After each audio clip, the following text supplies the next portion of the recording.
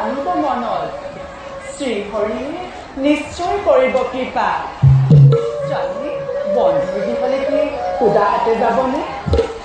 এয়ালৈ চাউল কেইমুঠিমান টোপোলা কৰি দিছো আপোনাৰ বন্ধু দ্বাৰকাপতিক কৰিব প্ৰদান স্বামী জগতৰ গৰাকীক এই অন্ন মই কেনেকৈ প্ৰদান কৰিম দৰিদ্ৰ ভিক্ষুক হলে কাৰোবাৰ গৃহলৈ গ'লে সুদা হাতে যাব নালাগে কদাপি সেয়ে আপুনি নিশ্চিন্ত মনে এই চাউল কেইমুঠি দ্বাৰকাপতিক কৰিব প্ৰদান দ্বাৰকাপতি নিশ্চয় কৰিব গ্ৰহণ লওক স্বামী বাৰু